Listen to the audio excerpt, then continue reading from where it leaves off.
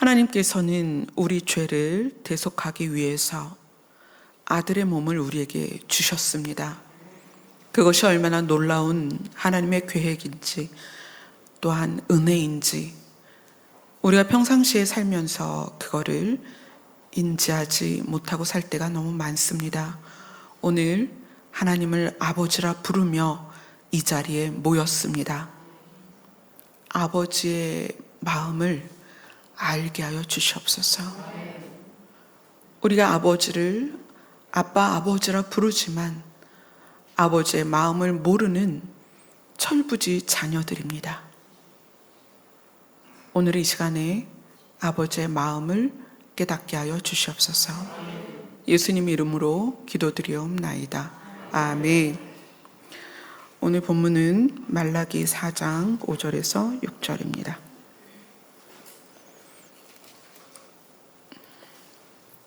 말라기 4장 5절에서 6절 두 절 말씀을 함께 읽도록 하겠습니다. 시작. 그가 아버지의 말라기 4장 5절 6절을 같이 읽겠습니다. 시작. 보라, 여호와의 크고 두려운 날이 이르기 전에 내가 선지자 엘리야를 너희에게 보내리니 그가 아버지의 마음을 자녀에게로 돌이키게 하고 자녀들의 마음을 그들의 아버지에게로 돌이키게 하리라. 돌이키지 아니하면 두렵건대 내가 와서 저주로 그 땅을 칠까 하노라 하시니라. 아멘. 우리가 지금 말라기를 이 마지막 장, 이 마지막 구절들을 가지고 여러 번 지금 나누고 있습니다. 오늘은 아버지의 마음을 자녀에게로 돌이키게 한다는 것이 어떤 의미인지 보도록 하겠습니다. 우리가 생각할 때 하나님과 나와의 관계, 그러니까 성도와 하나님과의 관계, 또 교회를 다니는 우리가 하나님과의 관계를 형성하는 데 있어서 우리는 매우 무지하게 애를 씁니다. 하나님을 사랑하는 것을 증명하려고 하고, 우리가 열심히 있다는 걸 증명하려고 하고, 하나님과 내가 특별한 관계라는 걸 증명하려고 굉장히 애를 써요. 근데 성경은 하나님께서 아버지로서 세워놓은 규칙이 있습니다. 근데 그것을 우리가 잘 모르기 때문에 우리가 관계 형성을 위해서 아버지라는, 우리가 아버지라고 부르는 하나님과 나와의 관계를 형성하고 증명해내고 유지하는 것에 대해서 굉장히 애를 쓴다는 거예요. 또 우리가 그렇게 배웠죠. 이렇게 하면 하나님이 싫어하시고 이렇게 하면 하나님이 좋아하시고, 그런 것을 계속 주입받아 왔기 때문에 우리는 하나님과 나와의 관계 형성에 있어서 내가 무엇을 해야 된다는 그 생각이 굉장히 익숙해 있어요. 근데 오늘 말라기에서는 하나님께서 자기의 의지를 말씀하십니다. 아버지의 마음을 자녀에게로 돌이키게 할 것이다. 그러니까 그 얘기는 너희와 상관없이 내 마음을 너희에게로 돌이킬 것이다. 아멘. 놀라운 얘기예요. 하나님이 신이신데 신이 인간과 관계를 형성함에 있어서 신이 인간에게 마음을 돌이키겠다라는 의지를 보여주고 있다는 거예요. 우리의 어떠함이 아니라 신이 그런 의지를 가지고 있다는 거예요. 이게 놀라운 거죠. 자, 한번 그 신이 우리의 생명을 다루는 부분에 있어서 우리가 지금 계속 그 부분을 거듭해서 보고 있는데, 우리가 자꾸 봐야 돼요. 봐서 이 성경에 들어있는 하나님의 마음을 발견해 내야 되거든요. 창세기 4장으로 갑니다.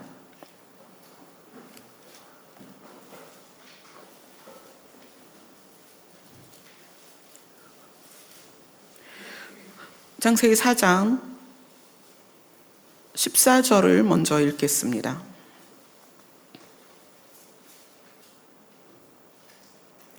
창세기 4장 14절 같이 읽습니다. 시작. 주께서 오늘 이 지면에서 나를 쫓아내시온즉 내가 주의 낯을 배웁지 못하리니 내가 땅에서 유리하는 자가 될지라. 무릇 나를 만나는 자마다 나를 죽이겠나이다. 에덴에서는 없었던 새로운 개념이죠. 생명이 위협을 받는다. 그렇죠? 에덴에서는 경험할 수 없었던 생명의 위협을 받는 그런 상황이에요. 가인이 자기 자신도 동생의 생명을 죽음에 이르도록 했고, 자기 자신도 누군가에게 나를 죽임을 당할 것에 대한 두려움을 가지고 있었습니다. 그래서 하나님께서 벌을 주심에 대해서 두려워하며 나를 죽이겠나이다. 나를 만나는 자마다. 여기에서 이제 이런 질문을 하세요. 어떻게 에덴에서 쫓겨난 아담과 하와가 가인과 아벨을 낳았는데 가인이 아벨을 죽였는데 가인은 도대체 누가 죽이려고 하는가? 그래서 여기에서 어떤 분들이 하나님의 새로운 창조, 다른 민족을 창조했고 다른 인류를 창조했다 그런 이야기를 하는데 그렇지 않습니다. 우리가 알고 있는 이 성경의 내용은 아담과 하와로부터 태어난 자손들 가운데 예수님에 이르기까지 성경의 흐름을 이어갈 수 있는 사람들만 적고 있다는 걸 아셔야 돼요.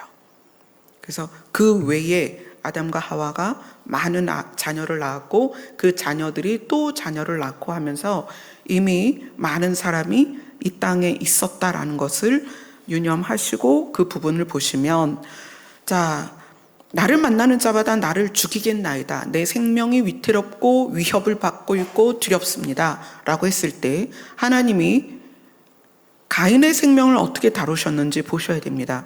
4장 15절입니다. 시작. 여호와께서 그에게 이르시되 그렇지 아니하다. 가인을 죽이는 자는 벌을 7배나 받으리라 하시고 가인에게 표를 주사 그를 만나는 모든 사람에게 죽임을 면하게 하시니라. 가인 자체가 살인자였지만 자기의 생명을 하나님께 의탁하는 가인에게 하나님께서 표를 찍어주셨다 그래요. 표를 주셔서 이 표 때문에 그 표가 구체적으로 어떤 건지는 우리가 시간이 너무 많이 지나서 알 수 없지만 이 표 때문에 모든 사람에게서 죽임을 면하게 하셨습니다.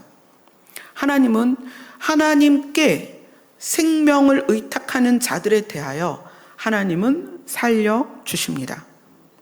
하나님이 심판의 하나님이시기도 하고 벌을 주시는 하나님이시기도 하고 대가를 치르게 하는 하나님이시기도 하지만 하나님의 기본 정서는 생명을 사랑하십니다.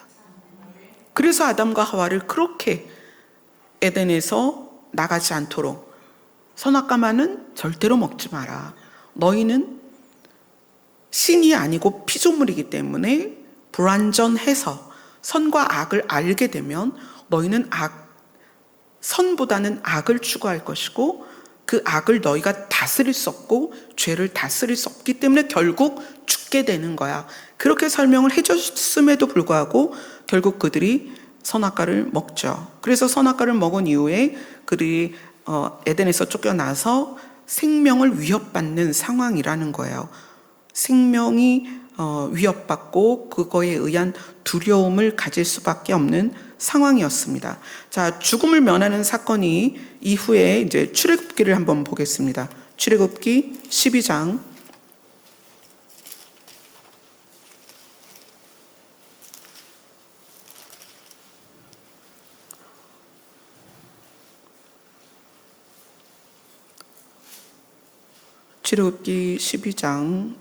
23절입니다.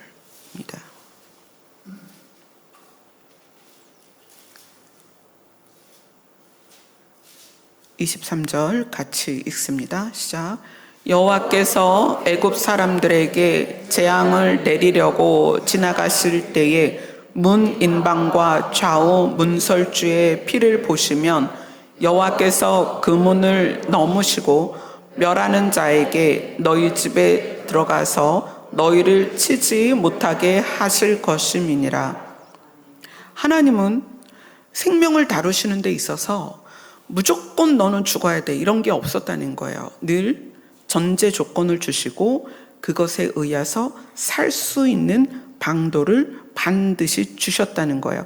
그래서 출애굽기 12장 30절을 보면 그 밤에 바로와 그 모든 신하와 모든 애굽 사람이 일어나고 애굽에 큰 부르짖음이 있었나니 이는 그 나라의 죽임을 당하지 아니한 집이 하나도 없었음이라. 그래서 애굽에 있는 모든 집은 그 집의 마다들이 죽었단 말이에요. 장자가 죽었어요. 그런데 이스라엘은 어떻게 했어요? 어린 양을 택해서 유월절 양으로 잡고 그것을 우슬초를 묶어서 피를 찍어서 문설주에 발랐습니다.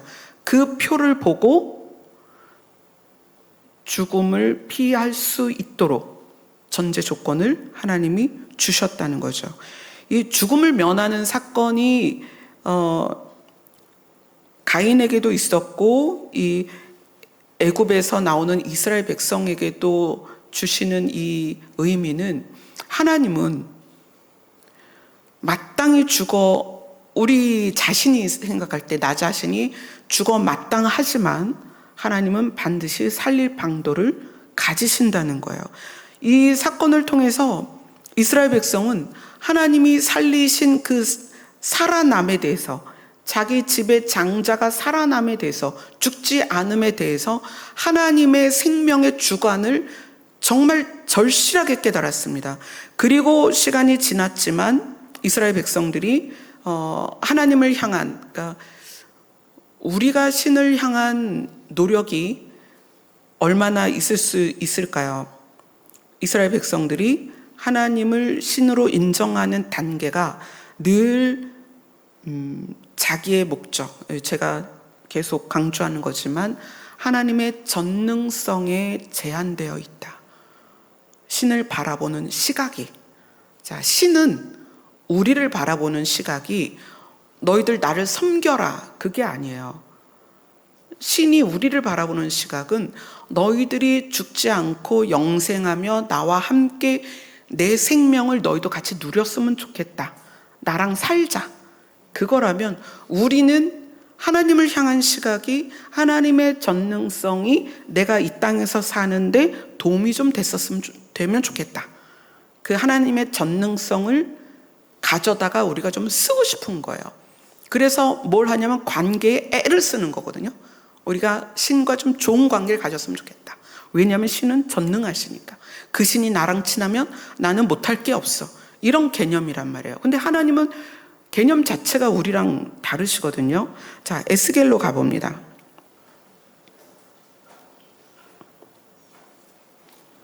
에스겔 20장, 구약성경 1179년입니다. 에스겔 20장 우선 11절부터 읽겠습니다. 1178면입니다. 에스겔 20장 11절 같이 읽습니다. 시작. 사람이 준행하면 그로 말미암아 삶을 얻을 내 율례를 주며 내 규례를 알게 하였고, 자, 율례와 규례를 우리에게 주신 이유는 사람이 이것을 준행하면, 무엇을? 율례와 규례를 준행하면, 준행하는 것 때문에 그것으로 말미암아 삶을 얻는다. 율법은 우리를 살리기 위해서 주셨다. 왜냐하면 우리가 죄를 지으면 사망에 이르기 때문에 우리를 살리려고 주신 것이 율례와 규례다. 자, 13절 읽겠습니다. 시작.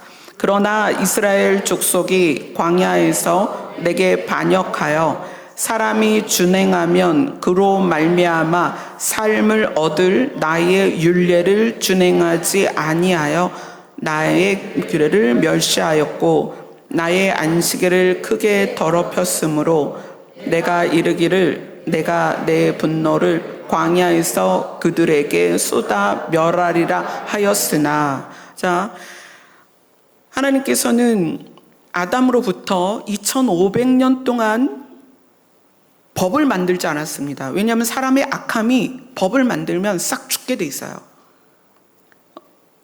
너무나 악했어요. 그런 애굽에서 이스라엘 백성을 데리고 나오시면서 하나님께서 악함으로 말미암아 애굽까지 갔기 때문에 다시는 악함으로 애굽의 나의 백성을 빼앗기지 않기 위해서 법을 세워주는 거예요. 율례와 규례를 주시는 거예요. 이거는 죄야. 이건 악한 거야. 이렇게 하면 안 돼. 너희들이 아브라함과 이삭과 야곱의 하나님께서 너희들에게 약속한 복이 있는데 너희들이 그것을 지키지 않고 악을 행하여서, 그렇죠, 요셉을 죽이려고 했다가 팔면서 결국 이스라엘 그 초기 민족이 다 그걸로 가버린 거죠. 애굽으로 간 거잖아요.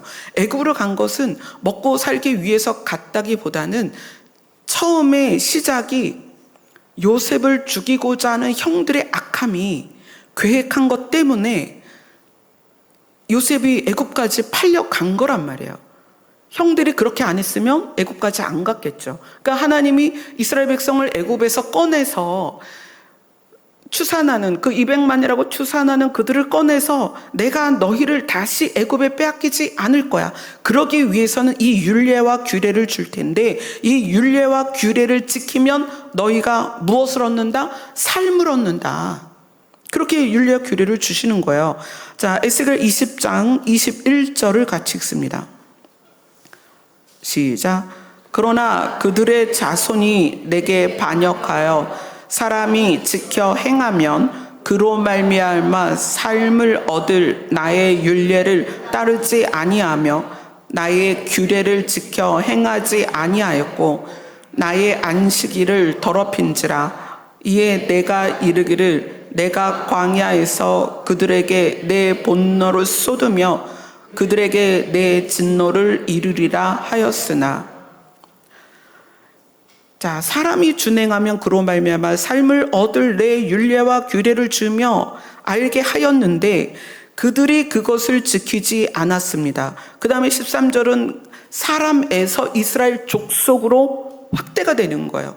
이스라엘 족속이 그것을 지키면 반드시 삶을 얻을 텐데 그것을 지키지 않았다는 거예요. 21절은 그들의 자손까지 확장이 됩니다. 그들의 자손이 반역하여 내가 너희를 살리려고 만든 율례와 규례를 따르지 아니하였다. 이것이 우리들의 악함입니다. 선과 악을 우리가 알았을 때에 우리의 힘으로 선을 선택할 수 없다는 거예요. 이것이 우리의 현 주소입니다. 우리의 힘으로는 선을 추구하기도 유지하기도 어렵다는 거예요. 그래서 하나님이 거기에다가 어떻게 반응하시냐면 에스겔 20장 14절입니다. 같이 읽습니다. 시작. 내가 내 이름을 위하여 달리 행하였었나니 내가 그들을 인도하여 내는 것을 본 나라들 앞에서 내 이름을 더럽히지 아니하려 하였음이로라. 사람은 악해서 살리려고 만든 율례와 규례를 지키지 않지만 하나님은 자기의 이름을 위하여 달리 행하였다. 달리 행하였다는 율례와 규례로 말미암아 죽을 수밖에 없었던, 그걸 안 지키니까 죄 가운데 있어서 죽을 수밖에 없지만 하나님의 이름을 더럽히지 않게 하기 위해서 내가 내 이름을 더럽히지 아니하려고. 그러니까 하나님의 이름은 그 이름 안에 스스로 있고 생명을 줄 수 있는 생명의 주관자이기 때문에 이 생명을 주관하는 자의 속성이 뭐냐면 살리는 거라는 거예요. 살리는 거. 죽인다라는 건 그 의미가 안 들어있단 말이에요. 하나님의 이름에 살리는 것이 들어있다는 거예요. 그래서 하나님은 자기의 이름을 위하여 나는 살리는 존재인데 너희가 계속 죽음을 향해 가고 있구나. 나는 너희를 죽도록 내버려 둘 수가 없어. 나는 너를 살리는 존재야. 내 이름은 신이야. 생명은 신으로 말미암습니다. 생명은 우리가 만들어낼 수 없습니다. 자, 그래서 하나님은 다시 한번 그 말씀을 하십니다. 에스겔 20장 22절입니다. 같이 읽습니다. 시작.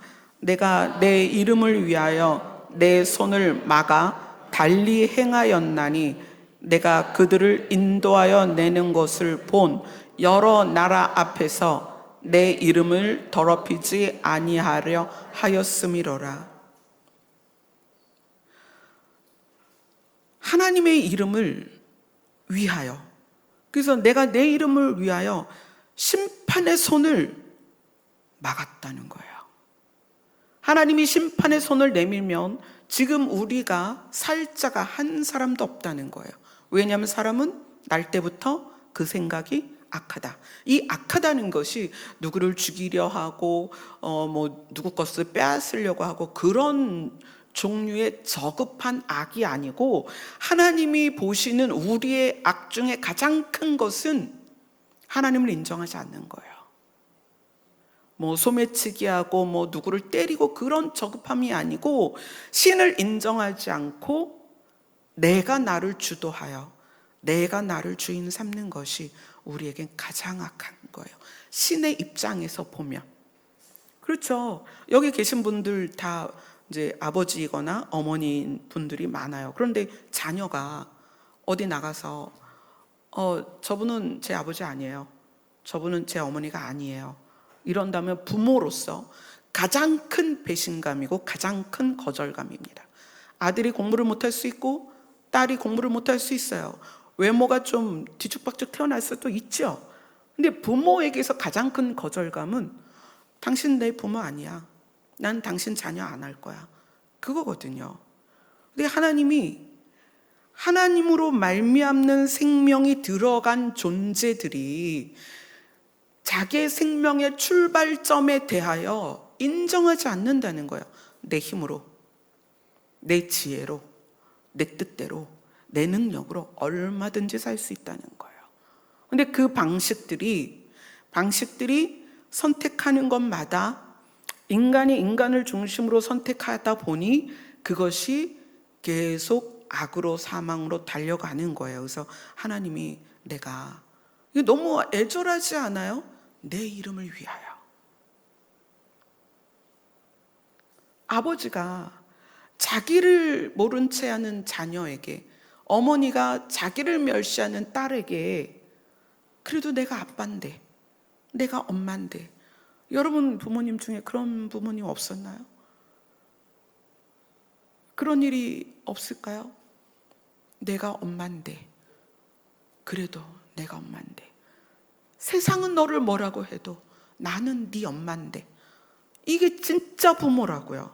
그러니까 하나님이 내가 내 이름을 위하여, 생명을 내가 너희에게 주었고 내가 너희를 태어나게 했고 너희를 존재하게 했으니까 내가 내 이름을 위하여 너희랑은 다르게 행동할 거야. 그게 하나님의 마음이라는 거예요.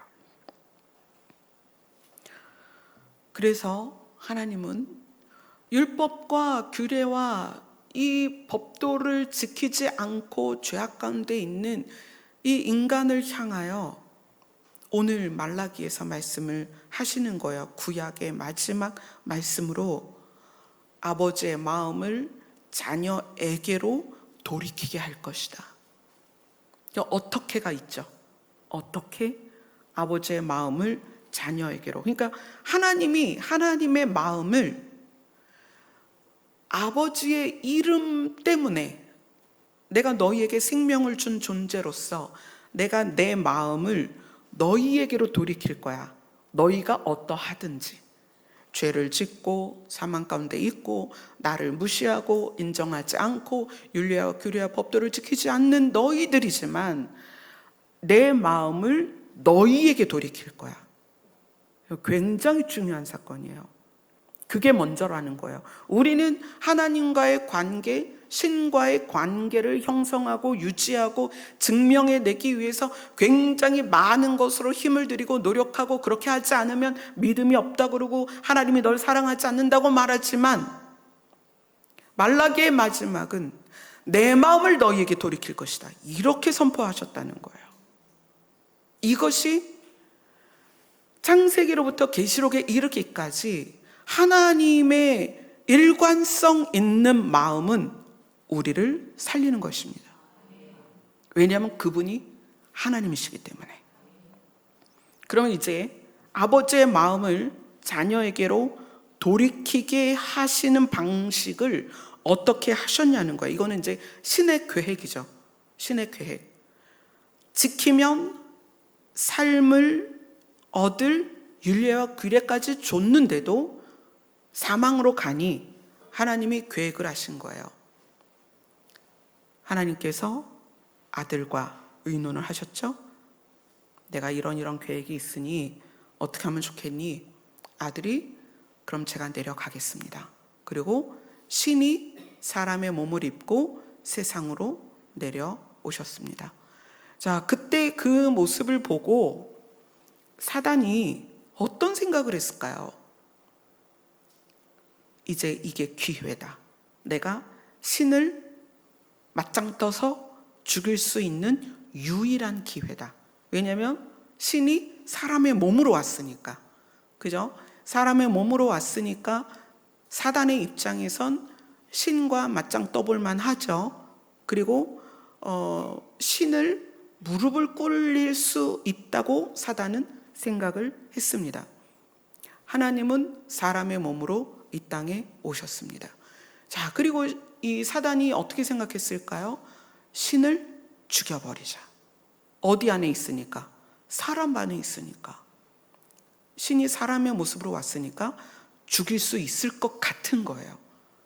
자, 그래서 첨예하게 사단은 사람들을 격동시키고 분란시키고 흥분시켜서 어떻게 하기로 했어요? 신을 십자가에 매달기로 했습니다. 그런데 간과한 게 있죠, 사단이. 왜냐하면 죽음은 뭐의 결과예요?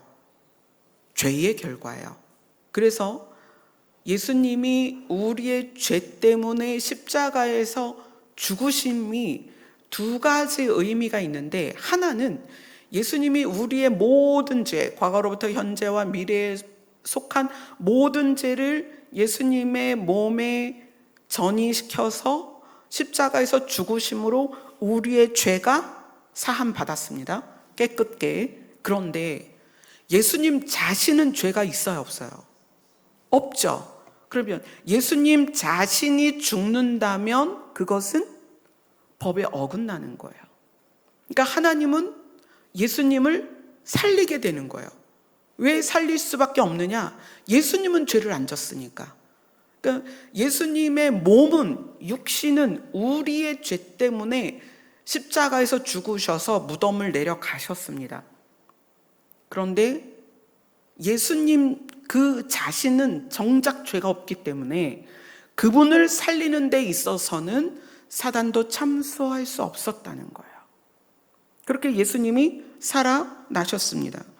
육이 죽고 영이 살아서 하나님은 예수님에게 새 몸을 주신 거예요. 다시는 썩지 않고 다시는 죽지 않는 새 몸으로 부활시키셨습니다. 자, 근데 이것이 아버지의 마음을 자녀에게로 돌이키게 하는 것과 무슨 상관이냐는 거예요. 이게 무슨 상관일까요? 자, 요한복음으로 갑니다. 요한복음 1장 12절입니다.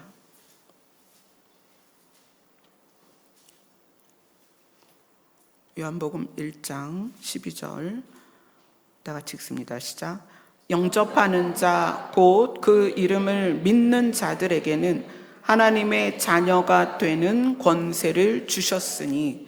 자, 요한복음이라는 책은 결론을 아예 1장에 결론을 뒀다는 거예요.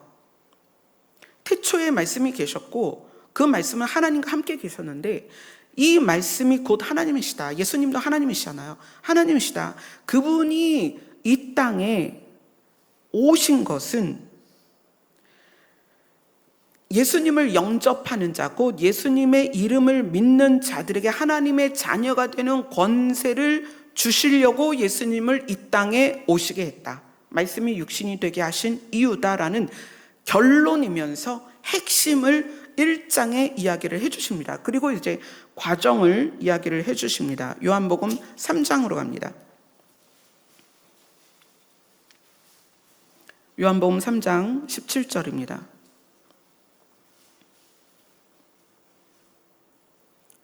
16절 17절을 같이 읽겠습니다. 시작.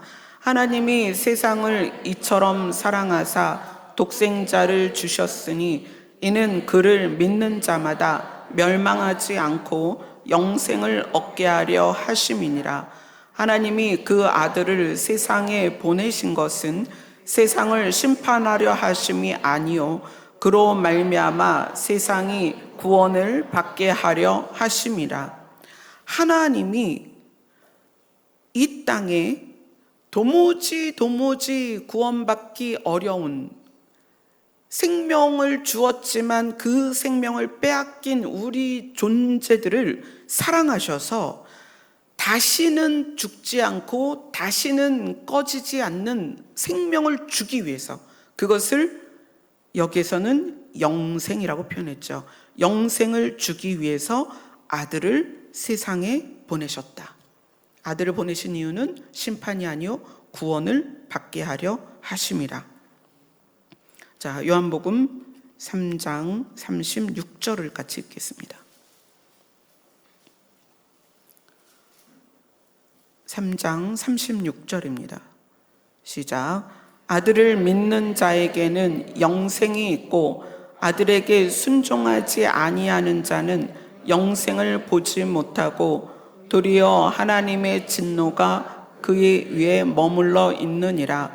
이것은 아들을 믿는 자한테는 영생을 주고 아들을 믿지 않는 자에게는 내가 진노로 쏟아붓겠다, 그게 아니라 아들을 믿지 않으면 죄 가운데에서 사망 가운데에서 머물러 있다는 거예요. 죄와 사망 가운데 머물러 있다. 아들을 믿으면 영생이 있고, 하나님이 우리를 살리는 방식에 있어서 우리의 노력을, 또 하나님과 나와의 관계를 형성하는 데 있어서 우리의 노력을 빼셨다는 거예요. 왜죠? 우리가 악하기 때문에. 인간의 악함은 얼마나 악하냐면 신이 죽어야 될 정도로 악합니다. 나는 살인도 하지 않았고 나는 사기도 치지 않습니다. 그러나 우리의 생각은 늘 이기적이고, 우리의 생각은 내 중심이고 나를 위해 여지껏 살아가고 앞으로도 나를 위해 살 거라는 거예요. 하나님이 그것을 너무 잘하셨기 때문에 너희의 노력 없이 내가 너를 살리는 이 놀라운 프로젝트를 너희가 알았으면 좋겠다. 나는 너희를 사랑해서 내 아들을 이 땅에 보냈다.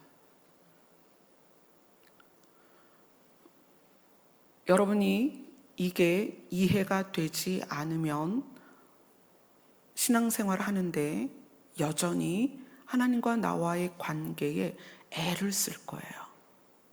뭘 해야 돼? 어떻게 해야 돼? 헌금도 많이 해야 돼. 뭐 교회를 키워야 돼. 뭐 어디로 사역을 나가야 돼. 선교를 나가야 돼.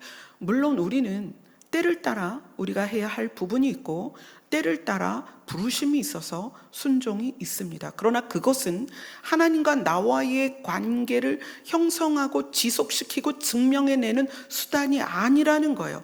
하나님과 나와의 관계의 형성은 하나님께서 자기 아들을 이 땅에 보내신 거예요. 그걸 믿으면 된다는 거예요. 왜 이런 방식을 쓰셨을까요? 자, 요한복음 6장으로 갑니다.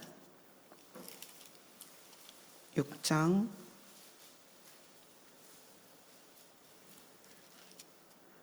요한복음 6장 40절 같이 읽습니다. 시작. 내 아버지의 뜻은 아들을 보고 믿는 자마다 영생을 얻는 이것이니 마지막 날에 내가 이를 다시 살리리라 하시니라. 아버지의 뜻은 아들을 보고 믿는 자마다 영생을 얻는 이것이니. 그래서 기독교는 물론 하나님을 믿지만 예수님을 믿는 믿음으로 살아납니다. 예수님을 믿어야 돼요. 그래서 교회 보면 구약은 믿어지는데 신약이 안 믿어진다. 하나님은 믿어지는데 예수님은 안 믿어진다. 그렇게 이야기를 하는데, 우리는 새 생명을, 영생을 누구 때문에 얻느냐? 예수님 때문에 얻습니다. 이것이 여러분의 마음 안에서 고백이 돼야 됩니다. 왜 이런 방식을 취했을까요? 왜 이렇게 하셨을까요? 요한복음 17장으로 갑니다. 요한복음 17장 26절입니다.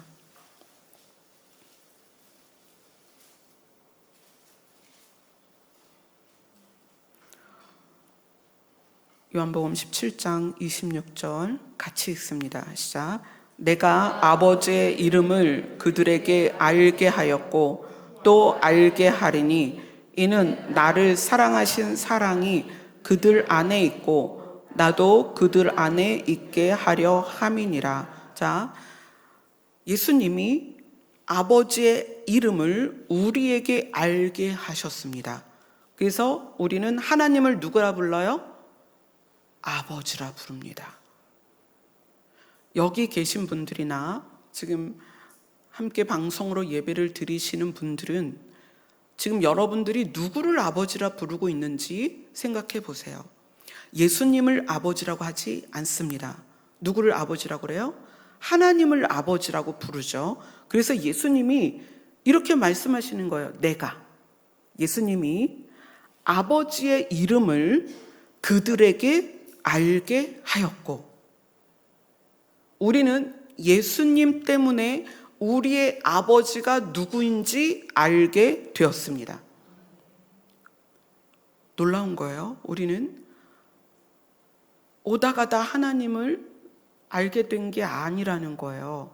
어쩌다 보니 하나님을 알게 된 게 아니고요. 배워서 하나님을 아버지라 부르는 게 아닙니다. 예수 그리스도로 말미암아 예수님이 자기의 아버지를 우리에게 말씀하시는 거예요. 너희 아버지다. 그래서 우리는 예수 그리스도를 통해서 아버지의 이름을 알게 된 거예요. 하나님이 우리의 아버지다. 그럼 이게 무슨 의미가 있느냐? 내가 아버지의 이름을 그들에게 알게 하는 이유는 나를 사랑하신 사랑이 그들 안에 있고 하나님이 아들 예수님을 사랑하는 그 사랑이 우리 안에 있어서, 그러니까 우리도 하나님을 아버지라 부르니까, 그래서 예수님이 또 뭐라고 하시냐면 나도 그들 안에 있어서, 예수님이 우리 안에 계셔서 하나님이 우리를 누구로 본다? 아들로 본다. 자녀로 본다.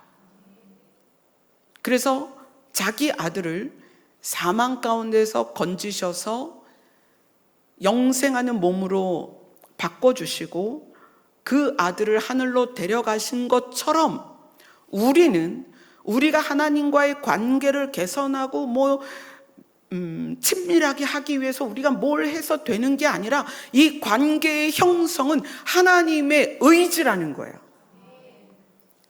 내가 너희와 부자 간의, 부녀 간의 관계를 형성하겠다. 이건 하나님의 의지입니다. 우리가 뭘 어떻게 해서가 아니라. 그래서 우리는 예수님이 이 땅에 오셔서 우리의 죄를 사하신 것으로 예수님은 우리에게 받지, 내 아버지가 너희의 아버지야. 그래서 우리가 애굽에서 문설주에 바른 어린 양의 피를 예수님은 우리에게 바르셨습니다. 그래서 어린 양의 피를 발랐기 때문에 하나님은 냄새로, 마치 이삭이 야곱과 에서를 축복할 때 야곱의 손을 만지고 야곱의 냄새를 맡으면서 에서의 냄새가 나네. 그리고 누구를 축복했어요? 야곱을 축복했어요. 하나님은 우리가 절대 의인이 될 수 없는 그 생명을 살릴 율례와 규례를 절대로 지킬 수 없는 악한 자인 걸 아셨지만 그리스도의 피를 부어서 향기를 맡는 거예요. 내 아들의 피 냄새가 나는구나. 너는 내 아들이다. 이것이 하나님이 우리와 관계를 형성하는 방식이라는 거예요. 여러분이 무엇으로 하나님을 기쁘시게 할 거예요? 여러분이 가진 재능으로 얼마나 하나님을 기쁘시게 할까요? 하나님은 뭐가 기쁘냐면 죽었다 온 자식이 더 기쁘다는 거예요. 그 죽었다 온 자식이 재산을 다 탕진하고 무슨 그지같이 되고 왔어도 아버지께 오면 아버지는 그 잃은 자식을 얻은 것으로 기뻐하신다는 거예요. 우리에 대해서 생명을 살릴 율례와 규례와 법도조차 못 지키는 그 많은 율례와 규례와 법도 중에 하나만 안 지켜도 이미 안 지킨 우리인데, 그런 우리를 관계를 형성하는 방식을 하나님이 만드셨다는 거예요.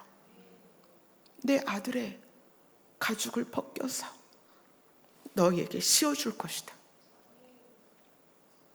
내 아들의 가죽을 네가 뒤집어 쓰면 더듬어서 내 아들의 피부야, 내 아들의 냄새야, 내 아들의 머리카락이야, 너는 내 아들이구나, 죽었다 살아난 내 아들이구나, 그렇게 하시기로 결정을 하셨다는 거예요.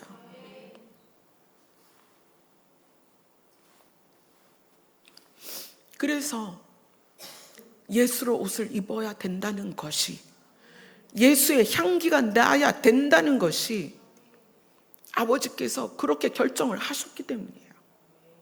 그리고 우리를 자녀 삼으셔서 이 요한복음을 보면 아버지라는 단어가 118번 이상이 나옵니다. 한 구절에 2번이 반복되면 그거는 세질 않아요. 그러니까 사실 공식적으로는 더 많습니다. 그런데 압도적으로 아버지라는 단어가 가장 많이 나온 것이 요한복음이라는 거예요. 아들을 통해서 우리에게 뭘 알려주시려고 하느냐? 내가 너의 아버지다. 어떤 것으로도 그 혈연은 끊어낼 수가 없습니다.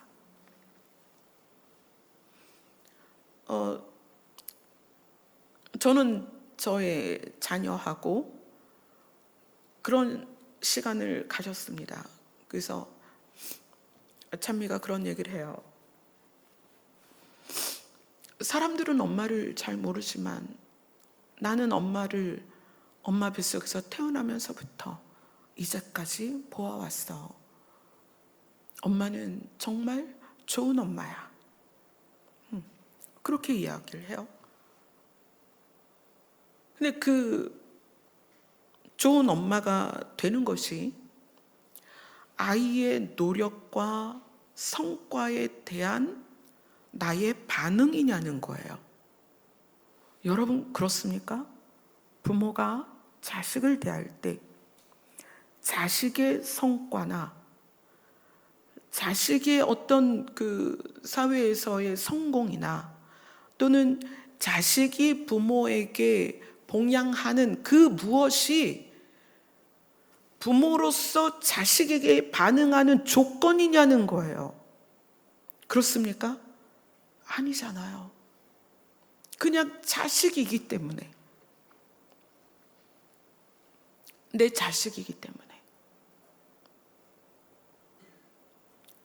그래서 제가 찬미나 찬주한테 그런 얘기를 해요. 너희에게 필요하면 엄마는 엄마의 심장을 그냥 줄 수 있어. 왜죠? 자식이니까. 누가 과연 저희 아이들에게 심장을 내어줄까요? 심장을 내어줘야 하는 상황이 온다면 그건 제가 엄마니까 하는 거예요. 그 아이들이 돈을 많이 벌어서 사회에서 유명해져서? 아니요. 찬미는 20살부터 아팠어요. 이제까지 10년을 아픈 아이예요. 그런데 왜 제가 제 심장을 그 아이한테 줄 수 있다고 말했느냐? 엄마니까. 하나님이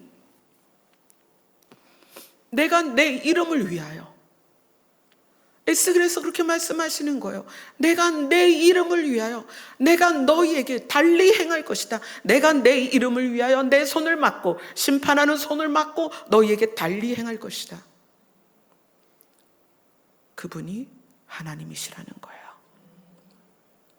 그분을 아버지라고 부르는 것은 우리의 노력의 대가도, 우리의 사역의 대가도, 우리의 헌금의 대가도 아닙니다.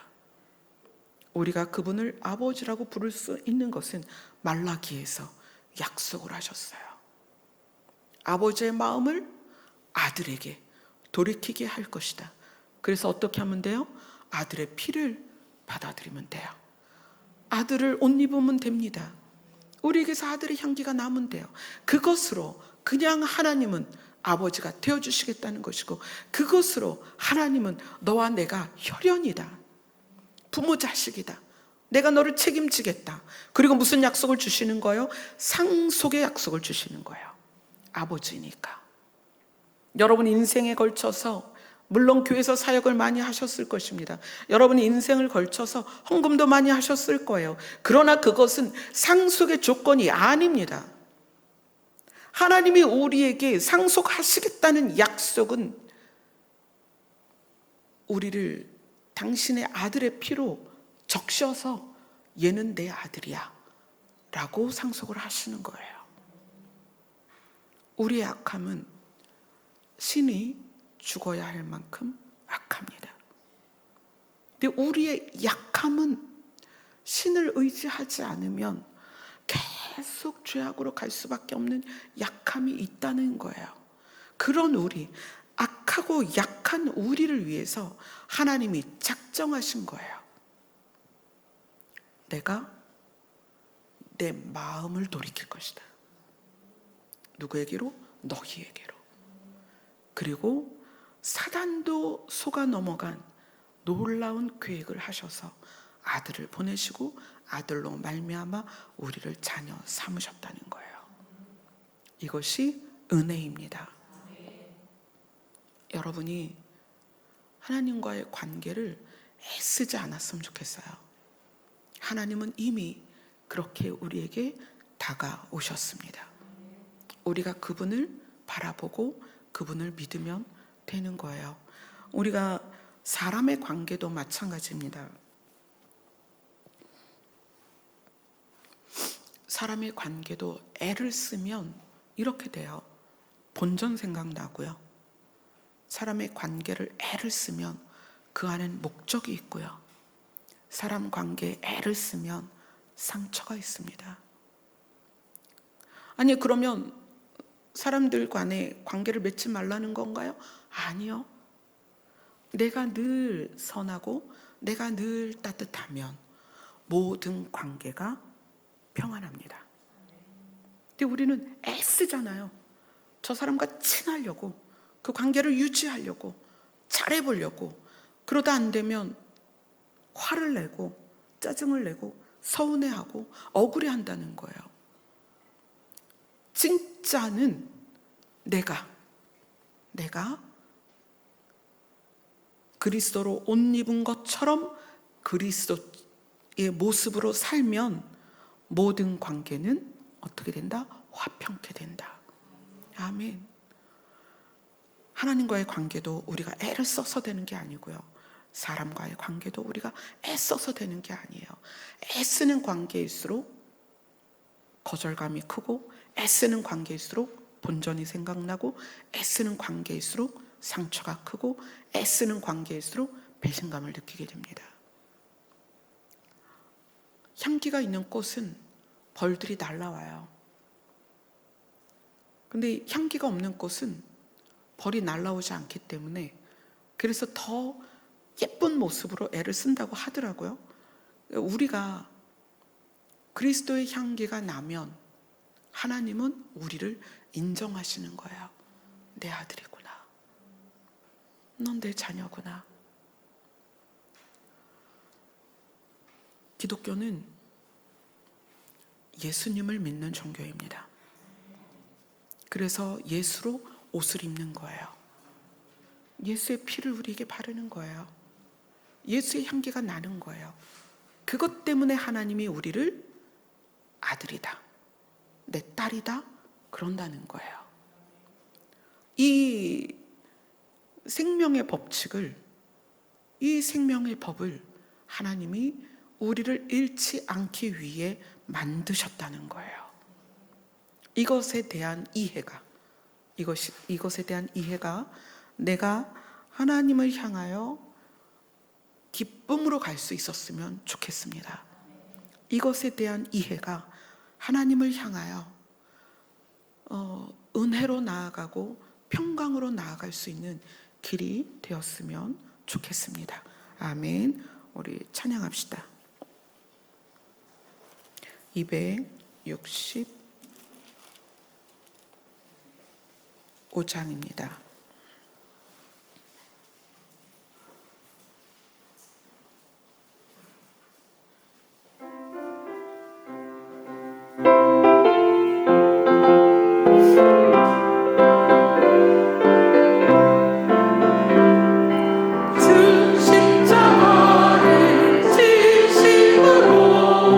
죄인의 구속하셨으니 그 피를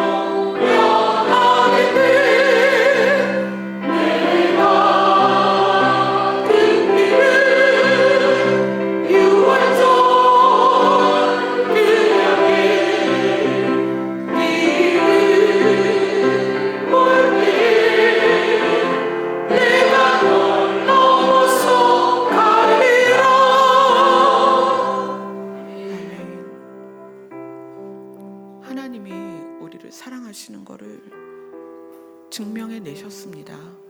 자기 아들을 십자가에서 죽이면서까지 하나님의 사랑을 증명하셨어요. 우리가 그렇게 애쓰지 않아도 하나님은 이미 우리를 사랑하십니다. 우리의 걸음걸음이 그렇잖아요. 고난도 많고 어려운 일도 많고 슬픈 일도 많고 몸은 점점 약해지는 우리의 걸음걸음이지만 우리는 아버지를 향하여 가고 있습니다. 이것이 여러분에게 소망이요 은혜가 되었으면 좋겠습니다. 이제 12시까지 기도를 할 텐데 여러분이 그냥 무의미하게 하나님을 아버지라 부르지 마시고요.